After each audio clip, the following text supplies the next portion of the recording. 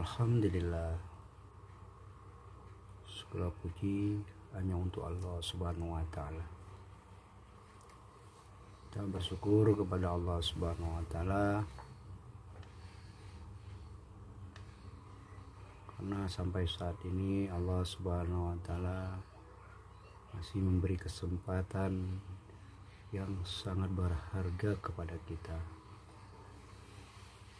sehingga kita dapat mendatangi bulan yang penuh berkah ini, bulan yang dimana kita mendapat ampunan daripada Allah Subhanahu wa Ta'ala, mendapat rahmat daripada Allah Subhanahu wa Ta'ala, di mana janji Allah Subhanahu wa Ta'ala akan membebaskan kita dari azab api neraka.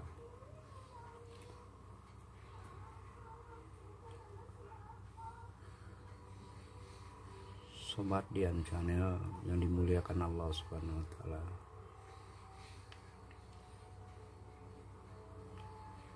hari ini kita sama-sama mengingat kembali bagaimana keutamaan yang akan kita hadapi, yang akan kita peroleh pada bulan Ramadan.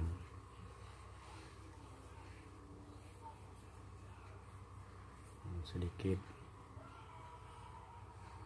kita membahas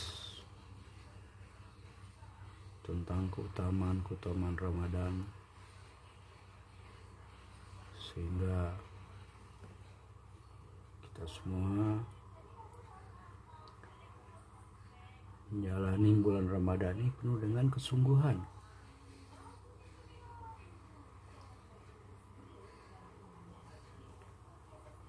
Nah, Sobat Dian Channel yang dimuliakan Allah Subhanahu wa Ta'ala, dengan kesungguhan inilah Allah Subhanahu wa Ta'ala akan memandang kita,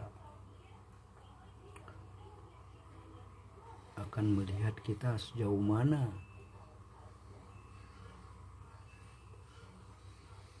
kita memahami daripada bulan Ramadan ini.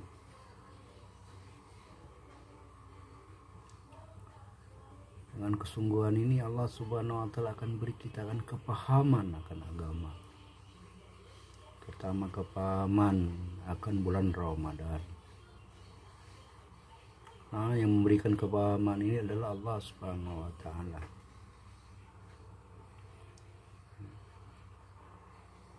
Kepahaman agama ini hanya Allah Subhanahu wa Ta'ala berikan kepada orang-orang yang dikehendakinya saja. Bukan karena dia banyak ilmu agama, tidak, tapi memiliki ilmu agama itu baik dan sangat dianjurkan dalam agama. Tapi kepahaman agama itu Allah Subhanahu wa Ta'ala akan berikan kepada orang-orang yang dikehendakinya saja. Ini awal kita untuk mempelajari agama ini adalah kesungguhan. Bagaimana dengan kesungguhan ini kita akan mendapat kepahaman dari Allah Subhanahu wa Ta'ala.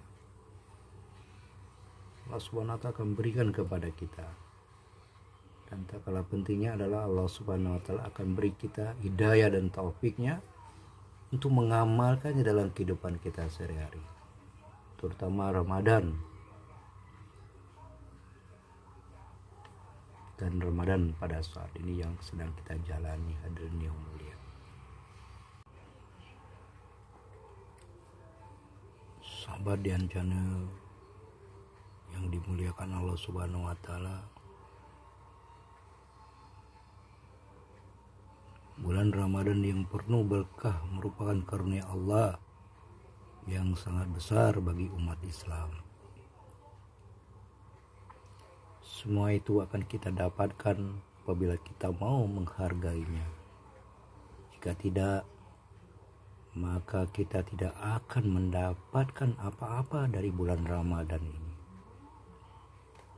Dalam sebuah hadis, Nabi SAW katakan, apabila umatku mengetahui apa-apa yang ada dalam Ramadan, niscaya mereka akan menginginkan agar seluruh bulan dalam setahun menjadi bulan Ramadan. Dari hadis ini, setiap orang yang memahami, maka dia akan berkeinginan untuk berpuasa selama 1 tahun penuh. Namun hal ini betapa sulit dilakukan. Tetapi jika dibandingkan dengan pahala Ramadan yang telah dikabarkan oleh Rasulullah SAW.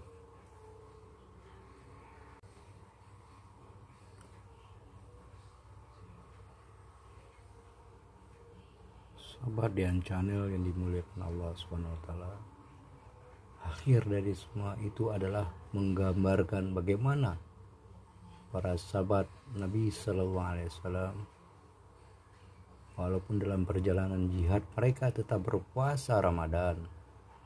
Padahal Rasulullah SAW berulang kali mengizinkan mereka untuk berbuka puasa, sehingga beliau terpaksa secara hukum melarang mereka melaksanakan puasa. Dalam sebuah hadis riwayat Muslim diceritakan, ketika para sahabat radhiyallahu anhum majma'in sampai di suatu tempat dalam perjalanan perang, keadaan saat itu sangat panas karena begitu fakirnya, sehingga mereka tidak mempunyai pakaian yang layak untuk melindungi dirinya dari sengatan panas terik. Banyak di antara mereka yang melindungi dirinya dari sengatan panas matahari dengan tangannya. Walaupun dalam keadaan seperti itu, mereka tetap berpuasa sehingga badan mereka menjadi lemah, bahkan sampai terjatuh dan tidak berdaya lagi untuk berdiri. Ada sebagian sahabat yang seolah-olah berpuasa setahun penuh. Banyak hadis Rasulullah SAW yang menerangkan keutamaan bulan Ramadan, dan untuk menghitung semua itu sangat sulit. Saya berpendapat jika semua ditulis atau dibaca dengan penjelasan yang terperinci, mungkin para pembaca, para pendengar akan merasa bosan. Mengingat ketidakpedulian masyarakat terhadap agama di zaman sekarang ini yang tak perlu diterangkan lagi. Kemudian kita terhadap ilmu pengetahuan dan pengamalan agama pun sudah sangat berkurang. Dan jika setiap orang mau memikirkannya, maka mereka akan merasakan keadaan ini pada diri masing-masing. Oleh karena itu, saya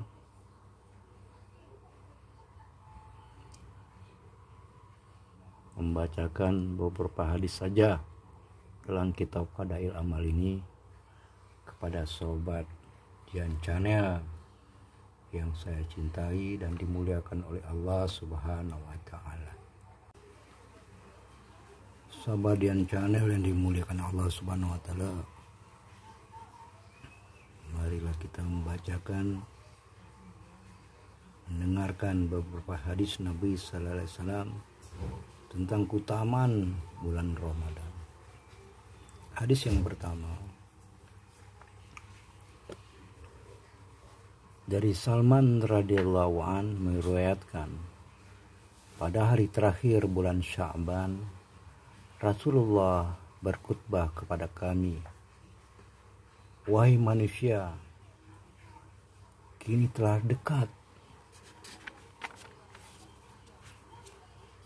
kepadamu 1 bulan yang agung, bulan yang syarat dengan berkah, yang di dalamnya terdapat 1 malam yang lebih baik nilainya dari 1000 bulan. Inilah bulan yang Allah tetapkan puasa di siang harinya sebagai fardu dan sholat tarawih di malam harinya sebagai sunnah. Barang siapa ingin mendekatkan dirinya kepada Allah di bulan ini dengan suatu amalan sunat, maka pahalanya seolah-olah dia melakukan amalan fardu pada bulan-bulan yang lain. Dan barang siapa melakukan amalan fardu pada bulan ini, bulan Ramadan, maka dia akan dibalas dengan pahala seolah-olah telah melakukan 70 amalan fardu pada bulan yang lain. Inilah bulan kesabaran, dan ganjarannya bagi kesabaran yang sejati adalah surga. Bulan ini juga merupakan bulan simpati terhadap sesama. Pada bulan inilah rezeki orang-orang beriman ditambah. Barang siapa memberi makan untuk berbuka puasa kepada orang yang berpuasa, maka kepadanya dibalas dengan keampunan terhadap dosa-dosanya dan dibebaskan dari api neraka jahanam, dan dia juga memperoleh ganjaran yang sama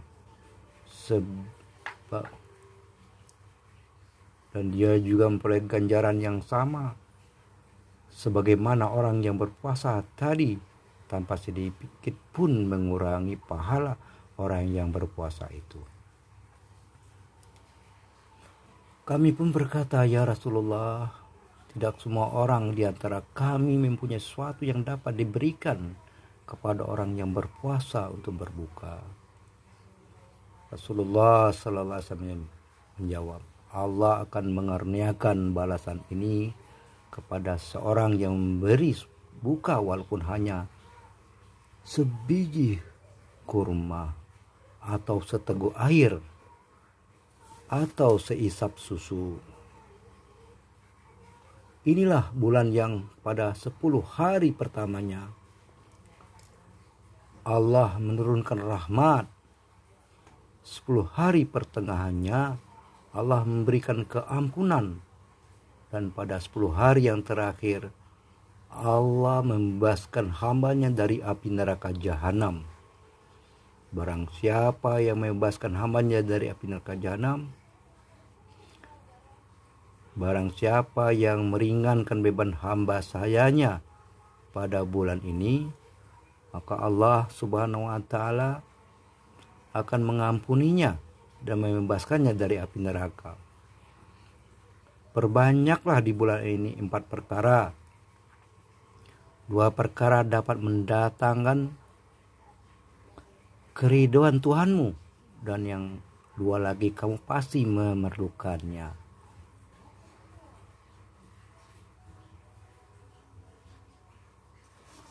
Dua perkara yang mendatangkan keridhaan Allah yaitu hendaknya kalian membaca kalimah thayyibah dan istighfar sebanyak-banyaknya. Dan 2 perkara ya kita pasti memerlukannya, yaitu hendaknya kamu memohon kepadanya untuk masuk surga dan berlindung kepadanya dari api neraka jahanam. Dan barang siapa memberi minum kepada orang yang berpuasa untuk berbuka, maka Allah akan memberinya minum dari telagaku, yang sekali minum saja dia tidak akan merasakan dahaga lagi sehingga dia memasuki surga. Hadis riwayat Ibnu Huzaimah dalam sahihnya.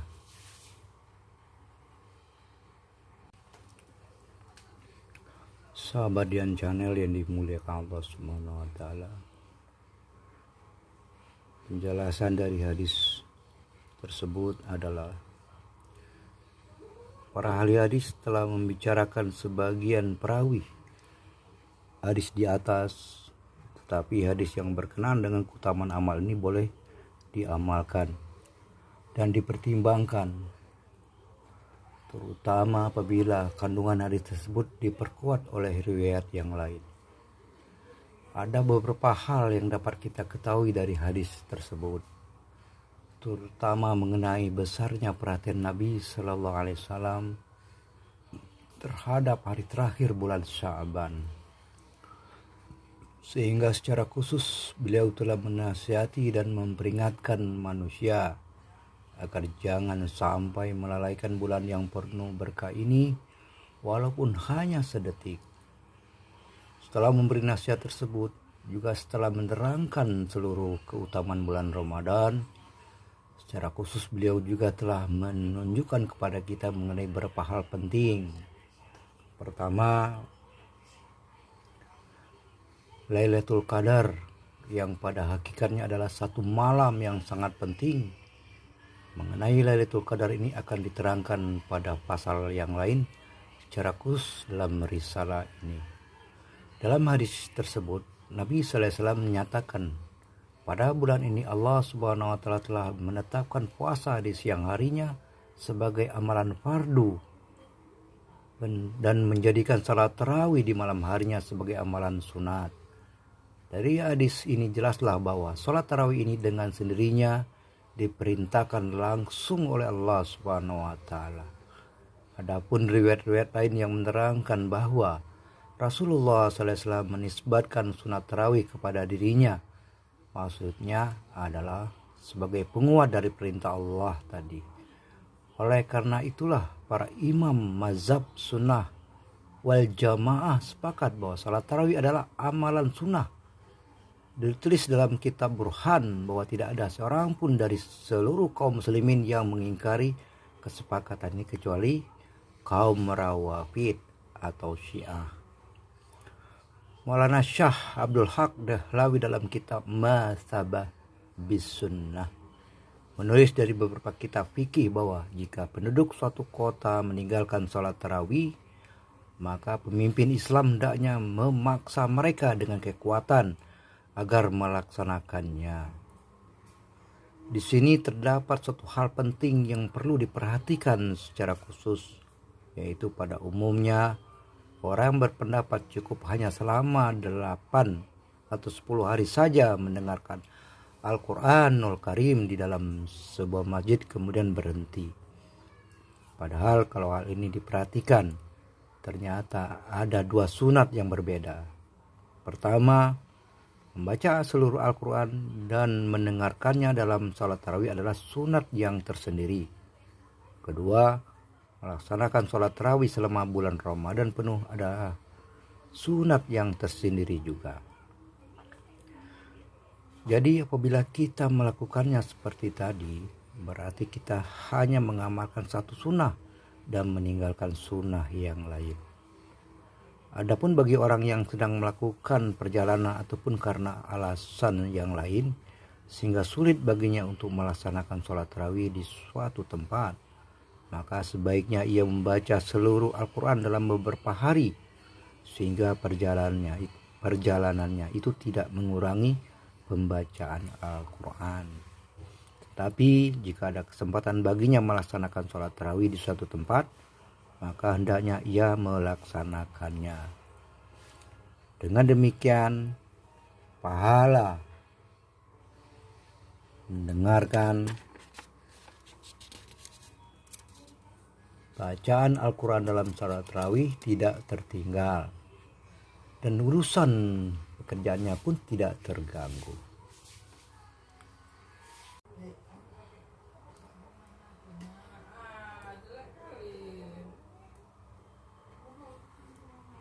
Sobat dan channel yang dimuliakan Allah Subhanahu wa taala dan saya cintai. Setelah menyebutkan tentang puasa dan tarawih, Rasulullah sallallahu alaihi wasallam mengalihkan perhatian kepada kepentingan ibadah-ibadah fardu dan nafil, yaitu pahala bagi satu amalan nafil di bulan Ramadan sama dengan pahala mengerjakan amalan fardu pada bulan lainnya. Dan pahala bagi satu amalan fardu di bulan Ramadan menyamai pahala melaksanakan 70 amalan fardu di bulan yang lain. Di sini penting sekali bagi kita untuk memikirkan ibadah-ibadah kita. Berapa banyak perhatian kita terhadap pelaksanaan ibadah-ibadah fardu di bulan yang berkah ini dan berapa banyak peningkatan serta penambahan dalam ibadah-ibadah nafil kita. Sebagai contoh, sikap kita terhadap amalan fardu pada saat ini yaitu dalam sholat subuh. Biasanya setelah makan sahur kita tidur lagi, sehingga banyak di antara kita yang melakukan sholat subuh secara qadha, minimal sering tertinggal sholat subuh berjemaah. Seharusnya mensyukuri nikmat makan sahur itu dibuktikan dengan menunaikan kewajiban yang paling penting, tetapi malah kita abaikan dengan cara mengqadanya ataupun kurang sempurna dalam mengerjakannya. Padahal ahli-ahli usul telah menetapkan mengenai kurang sempurnanya sholat yang dikerjakan tanpa berjemaah.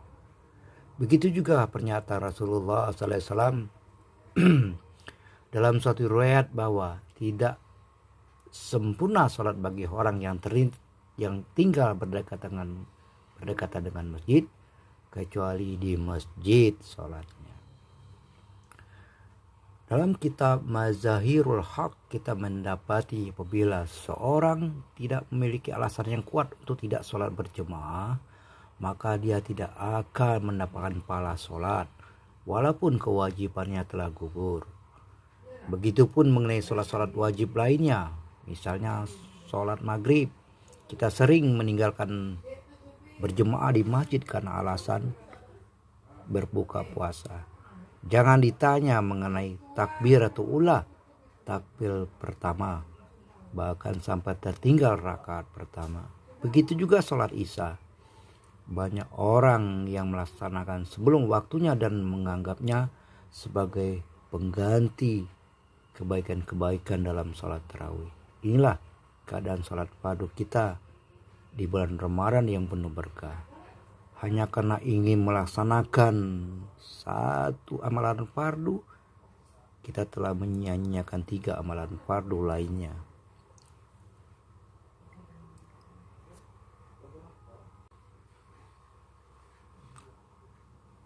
Sahabat yang channel yang dimuliakan Allah Subhanahu wa taala.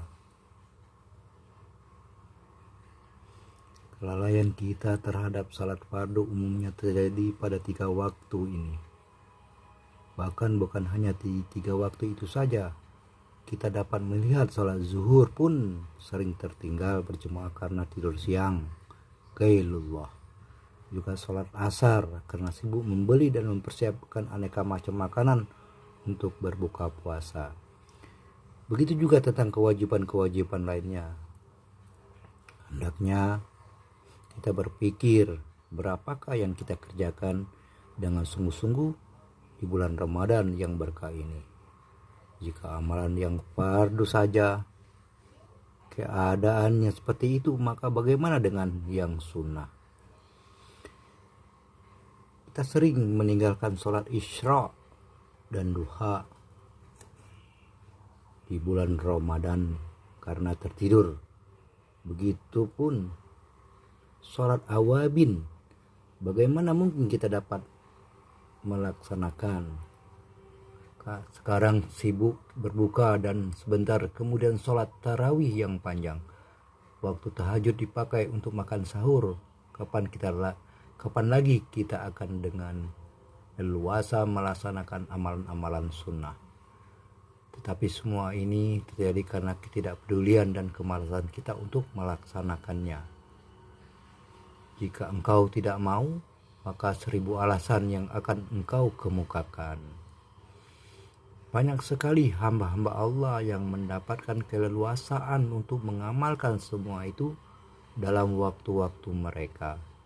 Saya melihat guru penerbit buku Fadilah Amal ini, Maulana Khail Ahmad, dalam berbagai Ramadan walaupun dalam keadaan lemah dan tua, beliau membaca atau memperdengarkan 1/4 juz dalam salat nafil setelah maghrib. Setelah itu setengah jam untuk makan dan kebutuhan lainnya. Beliau meluangkan waktu 2/4 jam untuk melaksanakan salat tarawih ketika tinggal di India, dan 3 jam ketika tinggal di Madinah Al-Munawwarah. Kemudian setelah itu beliau tidur selama 2 atau 3 jam sesuai dengan musim pada saat itu. Sekali lagi, dalam tahajud beliau membaca Al-Quran dan beliau makan sahur setengah jam sebelum subuh. Kemudian meneruskan bacaan Al-Quran atau wazifah wirid sampai subuh. Setelah waktu subuh tiba, beliau menunaikan salat subuh dan terus berada dalam muraqabah sampai waktu isyraq.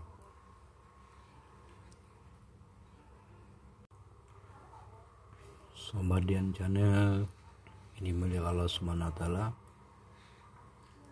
Begitulah amalan-amalan beliau selama di bulan Ramadan. Khususnya pada bulan Ramadan itu beliau meningkatkan jumlah rakaat salat sunatnya. Beliau salat dengan rakaat yang lebih panjang. Para ulama besar lain pun sangat memperhatikan amal-amalan mereka dari bulan Ramadan. Bahkan lebih hebat lagi sehingga sulit bagi orang-orang untuk mengikutinya. Syekh Al-Hind Maulana Mahmud Al-Hasan rahmatullahi pernah mengerjakan salat nafil setelah tarawih hingga fajar dan mendengarkan bacaan Al-Quran dari beberapa hafiz seorang demi seorang. Maulana Syah Abdul Rahim Raipuri sibuk membaca Al-Quran siang dan malam sepanjang Ramadan, sehingga tidak ada waktu yang tersisa untuk surat menyurat atau bertemu dengan tamu-tamunya. Hanya sahabat-sahabatnya saja yang dapat bertemu dengannya setelah sholat tarawih sekedar untuk meminum secangkir teh. Tujuan penulis mengutarakan cara-cara yang dilakukan para leluhur ini dalam menghabiskan bulan Ramadan bukan sekedar untuk bahan bacaan, bahan dengaran, tapi maksudnya adalah sebagai dorongan agar kita berusaha meneladani dan mengikuti perbuatan-perbuatan mereka sesuai dengan kemampuan masing-masing, sehingga kita dapat mengungguli yang lain dengan keutamaan yang khusus dari berbagai segi.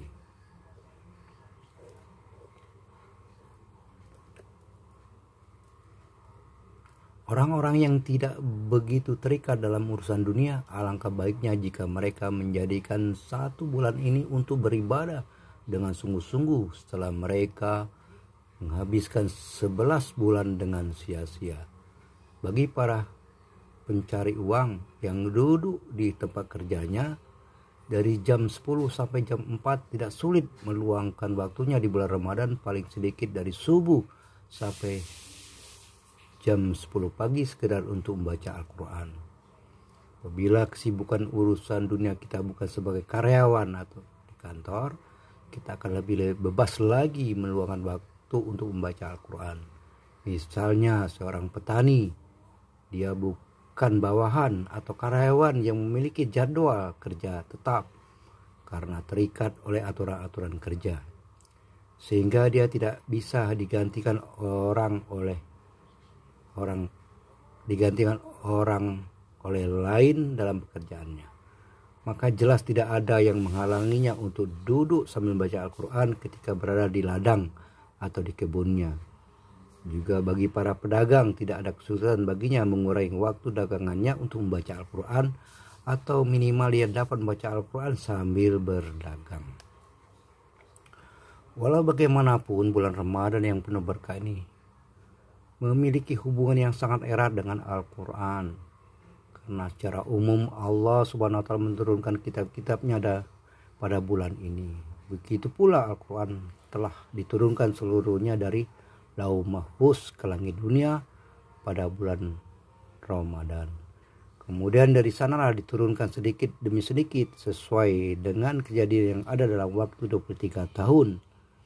Selain itu, Sahifiyah Nabi Ibrahim diturunkan pada tanggal 3 Ramadan. Nabi Daud alaihissalam mendapatkan kitab Zabur pada tanggal 12 atau 18 Ramadan. Nabi Musa alaihissalam diberi kitab Taurat pada tanggal 6 Ramadan. Dan Nabi Isa alaihissalam mendapat Injil pada tanggal 12 atau 13 Ramadan. Inilah yang membuat bulan Ramadan mempunyai hubungan erat dengan firman Allah Subhanahu wa taala, sehingga banyak riwayat lain yang menerangkan tentang pentingnya membaca Al-Qur'an di bulan ini. Dan yang demikian ini merupakan amalan para solehin.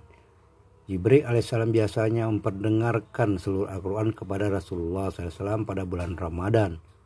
Disebutkan dalam sebagian riwayat bahwa Jibril alaihissalam mendengarkan bacaan Rasulullah SAW dengan menggabungkan kedua hadis tersebut. Para ulama berpendapat bahwa saling mendengarkan bacaan Al-Quran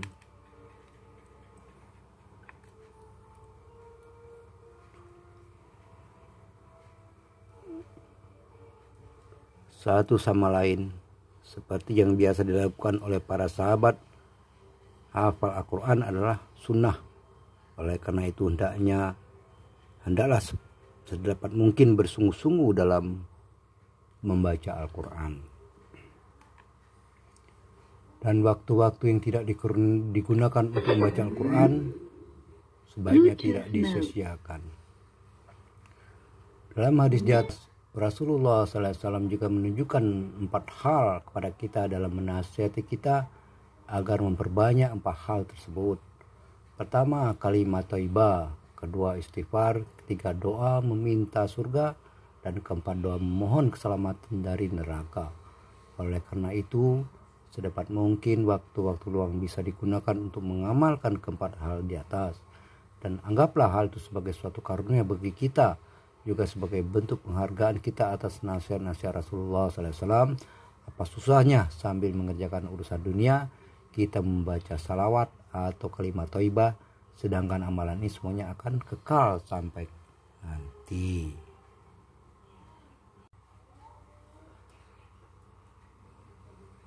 Sahabat dan channel yang dimuliakan Allah Subhanahu wa taala. Selanjutnya Rasulullah SAW menerangkan keistimewaan dan adab-adab bulan yang berkah ini. Beliau menyatakan bahwa bulan ini adalah bulan kesabaran, yaitu menahan diri dari kesulitan dan beban yang ada dalam berpuasa dan lain-lainnya dengan penuh semangat. Jangan sampai kita mengeluh dan berteriak-teriak sebagaimana adat orang-orang ketika cuaca panas di bulan Ramadan. Begitu juga apabila kita kebetulan tidak makan sahur, maka tetaplah melaksanakan puasa. Juga apabila kita merasa berat dalam melaksanakan tarawih di malam hari, maka bersabarlah dan melaksanakannya dengan penuh kegembiraan. Janganlah kita menganggap semua itu sebagai suatu musibah atau kesialan, karena yang demikian itu sungguh tidak pantas. Mengapa untuk mendapatkan kepentingan dunia yang sedikit kita mampu untuk tidak makan, tidak minum, dan tidak istirahat. Sedangkan untuk mendapatkan ridha Allah kita tidak mampu melakukannya. Selanjutnya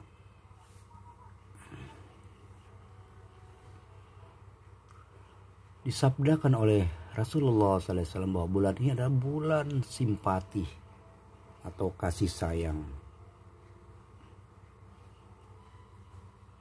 kepada sesama dengan cara meningkatkan kebantuan terhadap fakir miskin. Apabila 10 piring dihidangkan di hadapan kita untuk berbuka, maka sekurang-kurangnya 2 atau 4 dari 10 piring makanan itu diperuntukkan bagi fakir miskin. Walaupun sebetulnya apa yang kita makan untuk diri kita tidaklah lebih baik daripada apa yang diberikan kepada mereka. Maka inilah perasaan simpati yang sebenarnya. Maksudnya adalah berapapun kemampuan kita, hendaknya kita pisahkan sebagian makanan yang kita siapkan untuk buka dan sahur kita untuk memenuhi fakir miskin. Para sahabat radhiyallahu anhum telah memperlihatkan kepada umat ini contoh dalam pengamalan seluruh segi agama yang secara nyata telah dilakukan oleh mereka. Maka suri teladan mereka terbuka bagi kita untuk diikuti dalam melakukan amal soleh. Sekurang-kurangnya kita berusaha mengikuti kehidupan mereka. Ini pun sudah merupakan suatu hal yang membanggakan. Ada ribuan kisah mengenai mereka sebagaimana telah diterangkan dalam kitab dalam bab simpati dan sifat mengutamakan orang lain, yang apabila kita lihat kita akan merasa heran dan tidak akan bisa mengungkapnya dengan kata-kata. Contohnya kisah yang akan kita bacakan ini.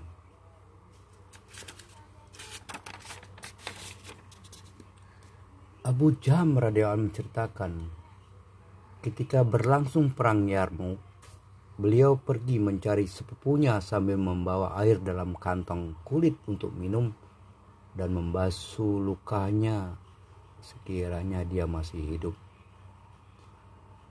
Secara kebetulan dia menemukan sepupunya sedang tergeletak. Ketika beliau menanyakan apakah ia memerlukan air, ia menjawab dengan isyarat iya. Tetapi tak lama kemudian terdengar suara orang mengerang tidak jauh dari tempat mereka berada. Sepupu Abu Jahm pun menunjuk ke arah suara itu dengan maksud agar Abu Jahm memberikan air itu terlebih dahulu kepada orang tersebut. Abu Jahm pun pergi menghampiri orang itu dan ia memerlukan air untuk menghilangkan dahaga yang amat sangat. Baru saja Abu Jahm hendak memberi minum, tiba-tiba terdengar suara orang lain yang mengerang. Maka orang yang akan diberi minum itu pun menunjuk ke arah suara erangan tadi dan meminta Abu Jahm agar memberikan terlebih dahulu air minum itu kepada orang tersebut. Maka Abu Jahm pun menghampiri orang ketiga itu. Tetapi bila sempat Abu Jahm memberi minum, belum sempat Abu Jahm memberi minum, orang itu keburu meninggal dunia. Kemudian Abu Jahm bergegas pergi menuju orang yang kedua. Tapi orang kedua ini pun didapati telah meninggal dunia. Kemudian beliau pergi kepada sepupunya, namun ia juga telah syahid. Beginilah sifat mengutamakan orang lain yang dimiliki para sahabat terdahulu. Mereka rela mengorbankan jiwanya yang sedang dalam kehausan dan tidak mau meminum air sebelum saudaranya yang lain meminumnya. Semoga Allah ridho kepada mereka dan memberikan karunia kepada kita agar dapat meneladani jejak langkah mereka. Dalam kitab Ruhul Bayan diceritakan bahwa Imam Suyuti dalam kitab Jami'us Shaghir dan As-Sakhawi dalam kitab Maqasid meriwayatkan dari Ibnu Umar radhiyallahu anhu bahwa Rasulullah SAW bersabda, bahwasanya di kalangan umatku terdapat 500 orang soleh dan 40 wali abdal dalam setiap waktu. Apabila salah seorang di antara mereka meninggal, maka secara langsung yang lain akan menggantikannya. Rasulullah SAW ditanya oleh para sahabat tentang amalan mereka yang istimewa itu. Rasulullah SAW menjawab, mereka memaafkan orang yang menzolimi mereka, membalas dengan kebaikan-kebaikan pada orang yang menyakiti mereka, dan berbuat baik serta mengutamakan orang lain dengan rezeki yang Allah berikan kepada mereka. Dalam sebuah hadis diriwayatkan, barang siapa memberikan roti kepada orang yang lapar, atau memberikan pakaian kepada orang yang telanjang, atau memberikan tempat peristirahatan bagi musafir, maka Allah Subhanahu wa taala akan memberikan perlindungan kepadanya dari ketakutan hari kiamat. Yahya Barmakih rahmatullahi alaih membelanjakan uangnya setiap bulan sebanyak 1000 dirham untuk Sufyan Ats-Tsauri rahmatullahi alaih. Makanya Sufyan Ats-Tsauri rahmatullahi alaih sering mendoakannya dalam sujudnya, ya Allah, sesungguhnya Yahya telah mencukupi kehidupan duniaku, maka dengan kemurahanmu cukupkanlah kehidupan akhiratnya. Setelah Yahya meninggal, orang-orang memimpikannya, dan dalam mimpi itu mereka bertanya kepadanya, apa yang telah terjadi padamu di akhirat? Beliau menjawab, aku telah diampuni oleh Allah dengan keberkahan doa Sufyan. Selanjutnya dalam sebuah hadis di atas Rasulullah SAW memberitahukan keutamaan memberi makan untuk berbuka kepada orang yang sedang berpuasa. Dalam sebuah hadis diriwayatkan bahwa para malaikat memohon rahmat pada malam Ramadan untuk orang yang memberi buka kepada orang yang berbuka puasa dari sumber yang halal. Dan pada malam Lailatul Qadar Jibril alaihissalam berjabatan tangan dengannya. Tanda-tanda orang yang disalami oleh Jibril alaihissalam ialah hatinya lembut dan berlinang air matanya. Hamad bin Salamah, seorang hadis yang terkenal, memberi makan kepada 50 orang setiap hari pada bulan Ramadan untuk mereka berbuka. Ruhul Bayan. Setelah menerangkan keutamaan memberi makan untuk berbuka puasa, Rasulullah SAW bersabda, bagian awal bulan ini adalah rahmat, yaitu karunia Allah diturunkan, dan rahmat ini diperuntukkan bagi seluruh orang Islam. Setelah itu orang-orang mensyukur nikmat ini, maka rahmat itu akan ditambah baginya. La in sakartum la azidannakum wa la kafartum inna azabi lasyadid.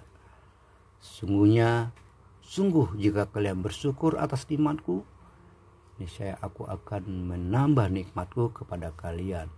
Seandainya kalian ingkar atas nikmatku, sesungguhnya azabku sangat pedih. Bagian tengahnya adalah pengampunan karena beberapa bagian puasa telah berlalu, yang balasan atas amalan itu adalah bertambahnya karunia dan pengampunan. Dan bagian terakhir adalah pembebasan dari api neraka.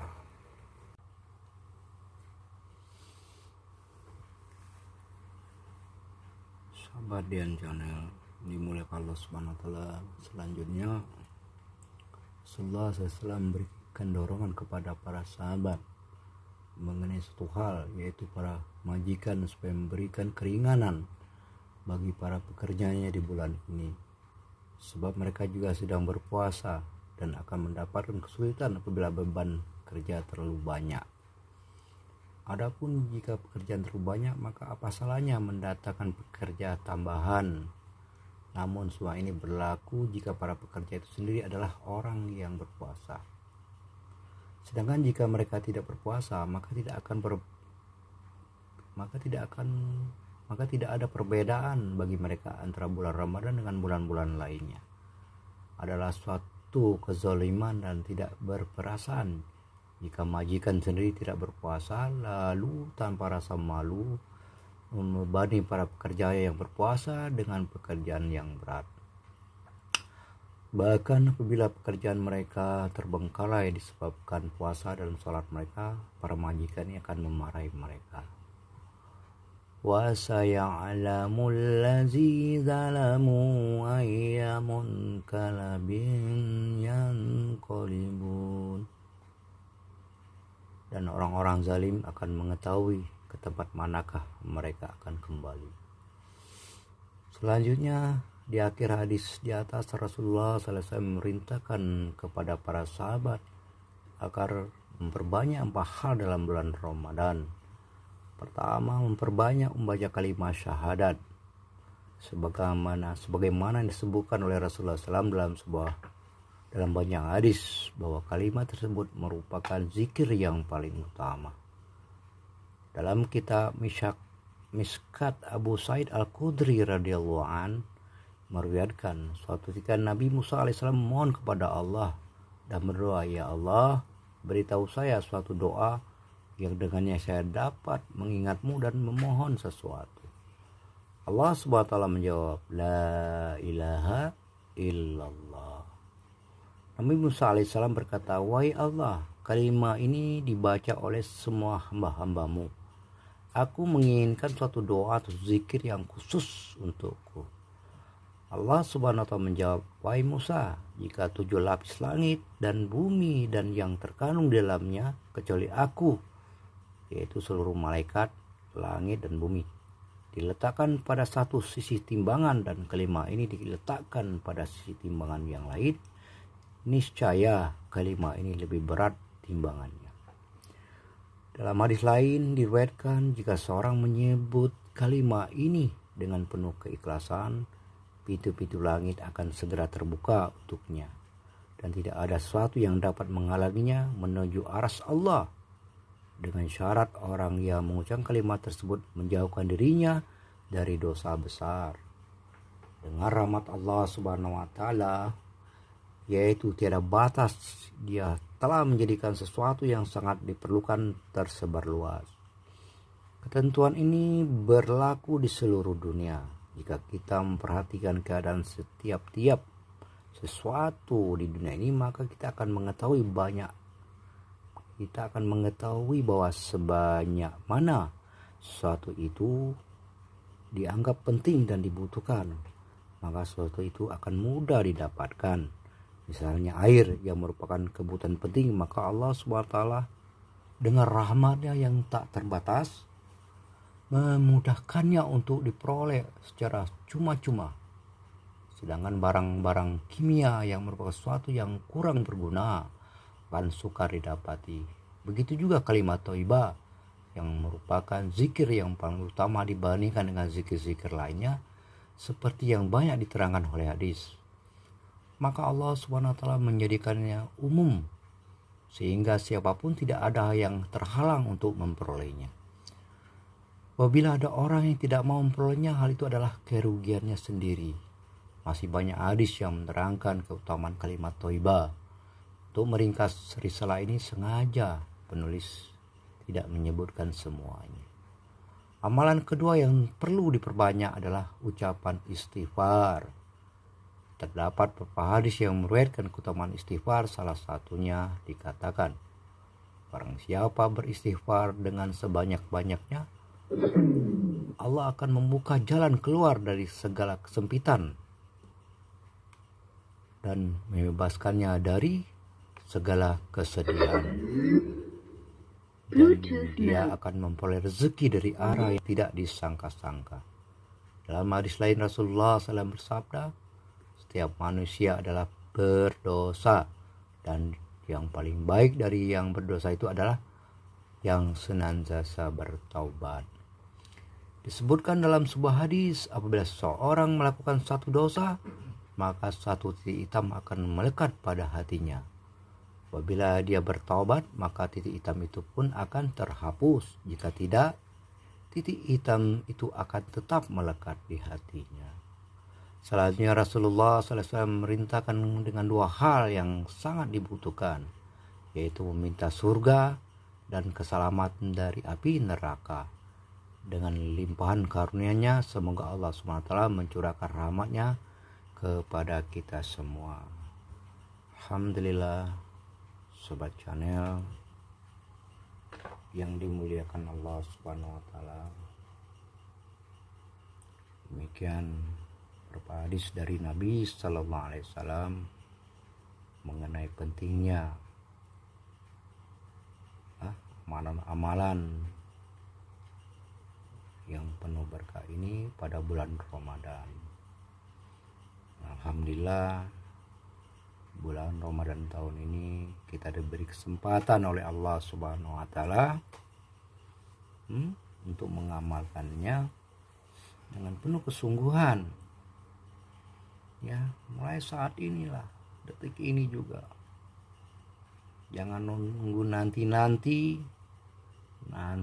keburu mati. Jangan tunggu kapan-kapan nanti dikapani, ya. Karena mati itu tidak pakai daftar urut. Mati pakai daftar cabut. Allah akan mencabut nyawa kita sesuai dengan kehendak Allah Subhanahu wa taala. Hendaknya kita dicabut nyawa kita ini oleh Allah Subhanahu wa taala dalam keadaan beribadah kepadanya, dalam keadaan bertobat, dalam keadaan berijrah. Sekalipun dosa kita sepenuh lautan, Masya Allah, tiada satupun dosa sebesar apapun dosa yang ada dalam diri kita, kalau kita bertobat pasti Allah akan menerima taubat kita. Dan kita dipanggil Allah dalam keadaan husnul khotimah. Demikian sahabat Dian Channel yang mulia, semoga Allah Subhanahu wa taala beri kita hidayah dan taufiknya kita untuk amalkan agama ini, dan kita sampaikan agama Allah Subhanahu wa taala ini untuk meneruskan cita-cita Rasulullah SAW, agar agama ini sampai ke seluruh umat manusia hingga akhir zaman. Bersedia insya Allah. Assalamualaikum warahmatullahi wabarakatuh.